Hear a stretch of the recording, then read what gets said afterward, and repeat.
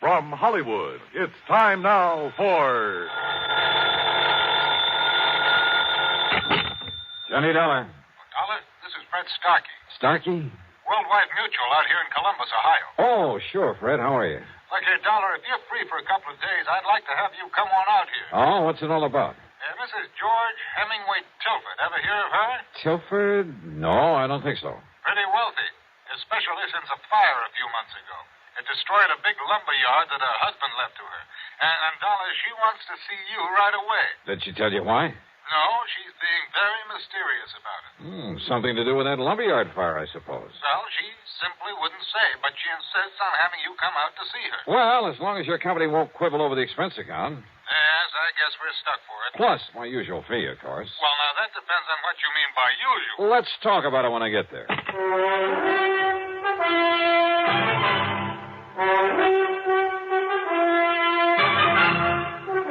CBS Radio brings you Bob Bailey in the exciting adventures of the man with the action-packed expense account.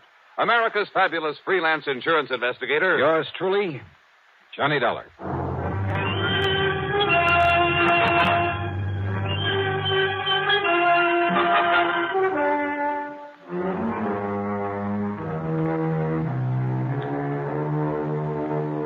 Expense account submitted by Special Investigator Johnny Dollar to the Worldwide Mutual Insurance Company, Columbus, Ohio office. Following is an account of expenses incurred during my investigation of the loss by a hair matter. Expense account item 1, 4175, plane fare from Hartford to New York to Columbus, Ohio. It was after 2 a.m. when the big Silver Bird dropped me off at Port Columbus Airport. Item 2, 250 for a taxi into the Deschler Hilton. There was no time to rouse Fred Starkey out of bed, so item 3, 1420 for a nightcap, a comfortable room there in the hotel, and a kind of brunch late the next morning. So late, as a matter of fact, that I had to wait for Starkey to come back from his lunch before I could see him at the office of Worldwide Mutual. See him and ask him questions. Sorry, Dollar, but you just won't say. Yeah, well, now look, Fred, I like to know something about a case I've come this far to handle. I'm not even sure there's a case here. Well, you told me that she owned a big lumber yard that had burned down some months ago. Exactly 9 weeks ago. All right, how much insurance? Dollar, it was a total loss. It cost the company $330,000. Wow, wait. Fortunately, it was underinsured. Underinsured? Well, these days, the ground alone out there is worth that much. Out where? It's near Minerva Park. Arson by any chance? No. No sign of it whatsoever. She, possibly need the money? Hardly. Her husband left her over $250,000 in securities when he died a couple of years ago. No. Nothing suspicious at all, huh? Except that suspicious mind of yours. Now, listen, Johnny, I didn't say her wanting to see you has anything to do with that fire. That was your idea. Maybe she just wants a look at you. A great admirer of yours, I understand. Oh, sure. Well, do you always expect to find arson, fraud, or murder, some sort of crime whenever somebody calls on you? No, not always. Well, that's the way it usually turns out. But don't you see, if this had something to do with her insurance, she would have said as much. But if it hasn't, why did she ask for me? Well, I told you. You told me what?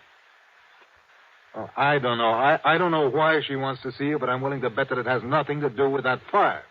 $500? $500. Fred, how do I get there? Item 4, a $50 deposit on a rental car, and I drove north on Cleveland Avenue, that's Route 3, to the pleasant little town of Minerva Park. The Tilford home, while not a mansion, was a large stone and stucco affair with plenty of trees and well-kept lawns. All in all, a real nice place in good condition. Yes?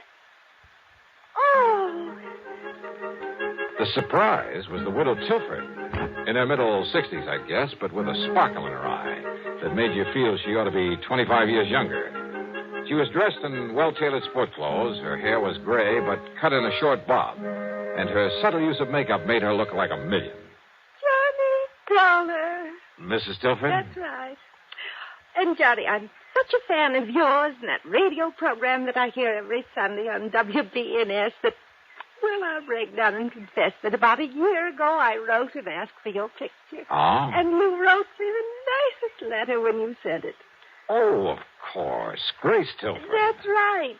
And when you started off the letter with Dear Grace, why, it made me feel almost young again. Oh, you know something? I think you are pretty young, Mrs. Tilford. Oh, one look at you, Johnny, and I wish I was. But with this old heart of mine hitting on only about one cylinder... Come in. Yeah, sure. And now listen. We're going to bypass the living room and sneak into the library. Sneak in? Yes.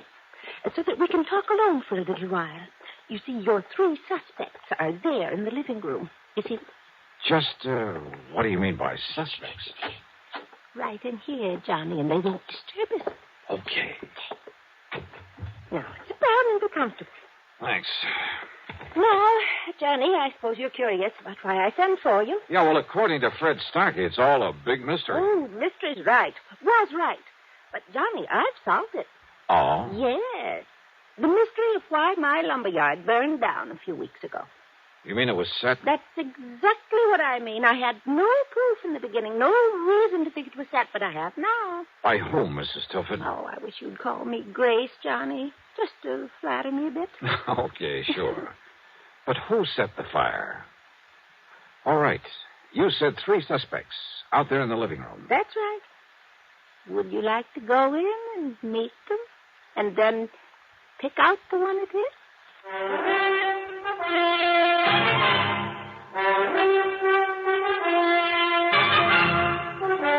You say that one of those 3 people sitting out there in the living room set that lumberyard fire. Yes, Johnny, and I collected $330,000 on it after all. The police and firemen had found nothing to indicate arson.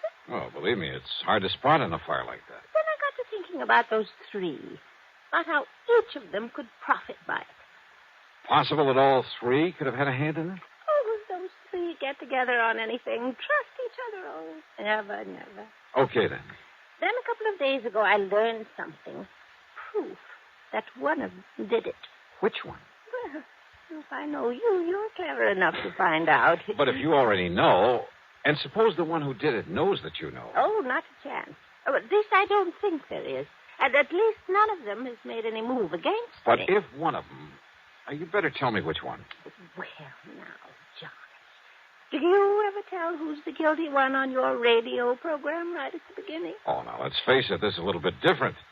If you're holding out just for the sake of a big dramatic climax. Oh, well, yes and no. Oh, come on. Now, listen, Miss Tilford. Grace. All right, Grace. But now, please, listen to me. You listen, Johnny. I said I have proof, but I have to be absolutely sure.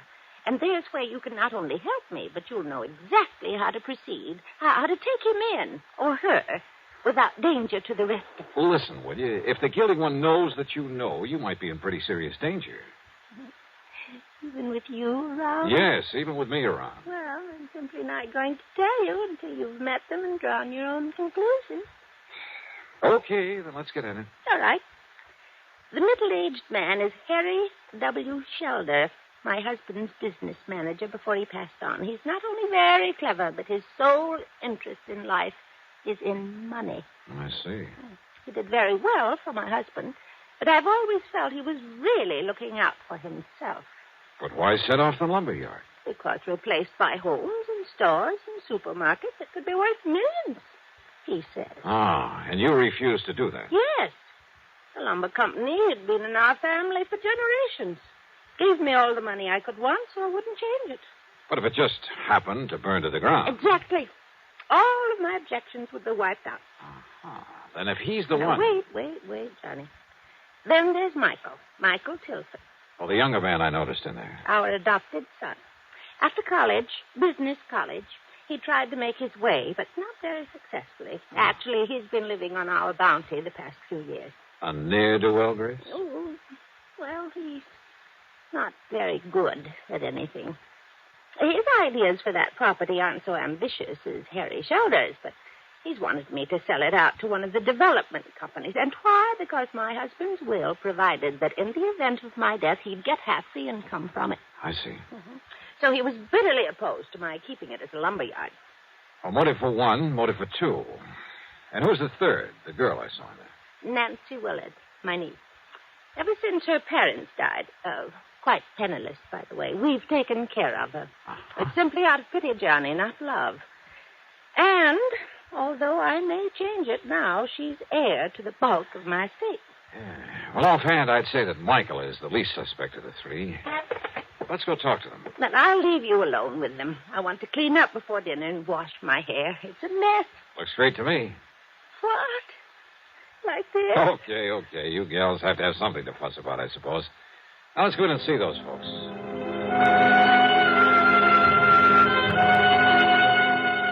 Under the circumstances, there was nothing I could do but play along with her little game, her dramatic little mystery matter. But not for too long. On the excuse she had to go up and wash her hair, she left me with them there in the living room. And what a trio. As I've told you half a dozen times now, Dollar, Mrs. Tilford hasn't long to live. According to her doctor, not more than 5 or 6 years at the most. Don't you see what I mean? Maybe, Mr. Shelter. Go on. As long as she's alive and lets me handle things, she can make millions with that property. And you? Well, of course, I get a percentage of the capital gains I achieve for her. And I say those fancy plans of yours are too much of a gamble, Harry. Just wait, I Michael. say play it safe. Let somebody else take the risk. That's all. Then all we have to do is... all Mother has to do is sit by and share in the profits. A small share instead of all the profit. With you running things, I'd want a pretty good accounting, Harry. You think you could handle a project like I have in mind? One like I have in mind. Nothing to it. I wouldn't trust your judgment or you, as a matter of fact. Oh, now stop it, kids. What kind of people will Johnny Dollar think we are? Sorry, Johnny.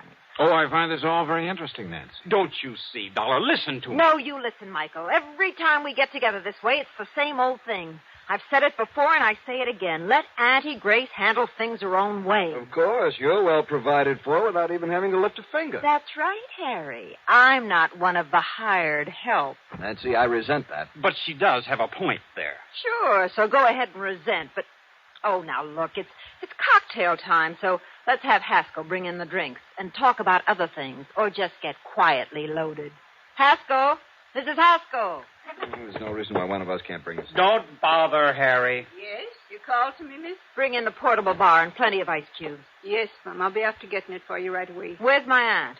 About to get under the hairdryer last time I was up the stairs. Tell her to come down and join us. Yes, Mum, that I will. And while we're waiting, let's try to be civil to each other. To say I didn't particularly like these three would be an understatement. And I could picture any one of them having set that fire. For the next few minutes, they simply sat and glared at each other until we heard Mrs. Haskell come running clumsily down the stairs. Miss Nancy, Mr. Shelder, Mr. Michael. Haskell, I thought you were going to bring... Haskell, what's the matter? It's Mrs. Tilford up there in her room. Well? She's dead.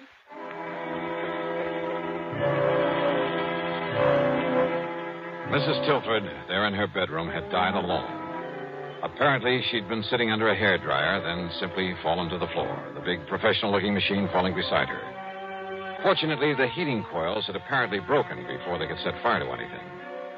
A big hunk of suspicion started building up at the back of my head. But then Dr. Taylor came and pronounced it death from a heart attack.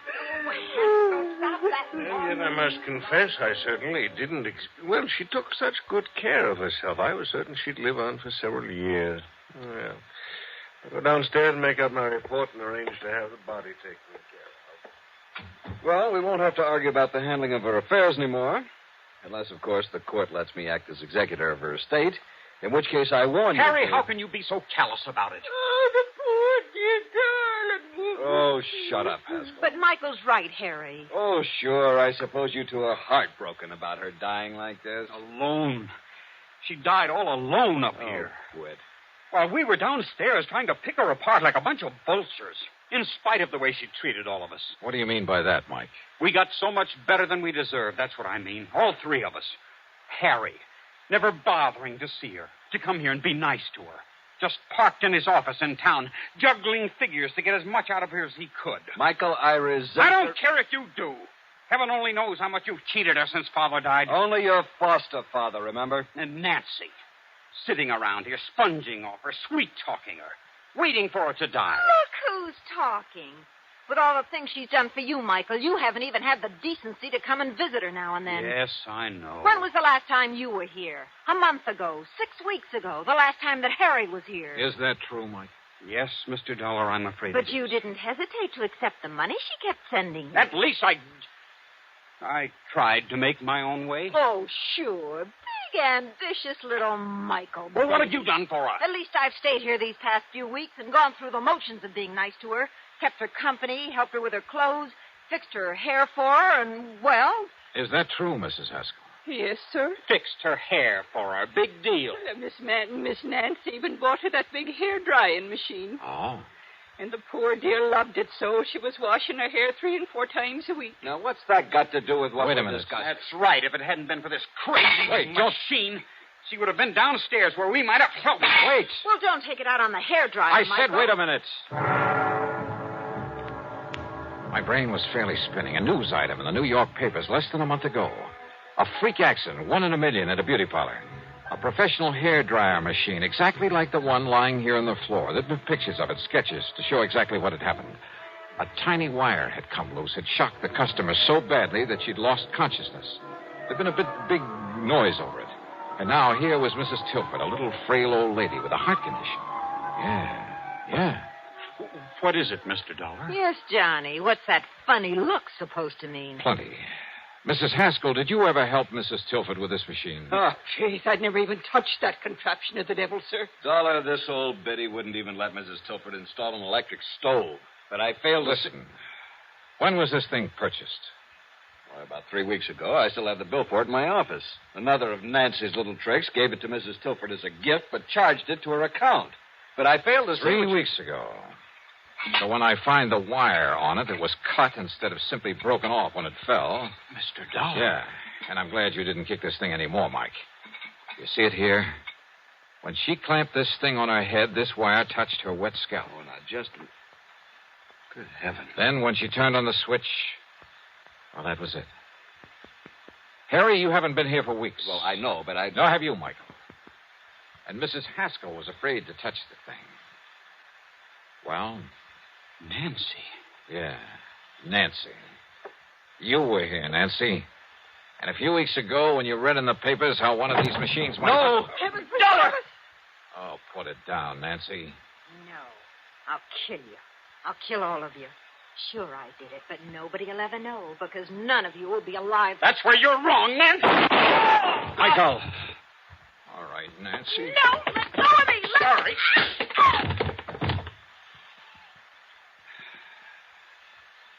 Learned a little lesson in clean living from this, Harry? Yes. Yes, Dollar. I'll call the police.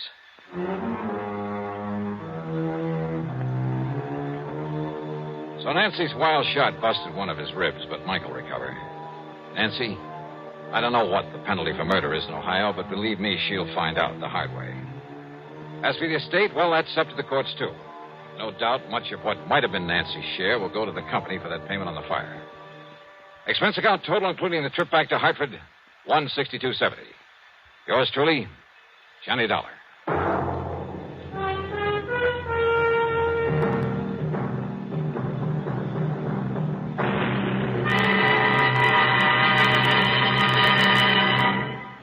Our star to tell you about next week's story. Next week, a night in Paris that brings me fun, romance, and a quick brush with that old character known as Death.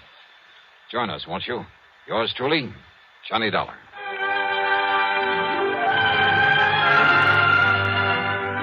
Yours truly, Johnny Dollar, starring Bob Bailey, originates in Hollywood and is written, produced, and directed by Jack Johnstone. Heard in our cast were Virginia Gregg, Ellen Cleve, Shirley Mitchell, Ben Wright, Sam Edwards, Harry Bartell, and Lawrence Dobkin.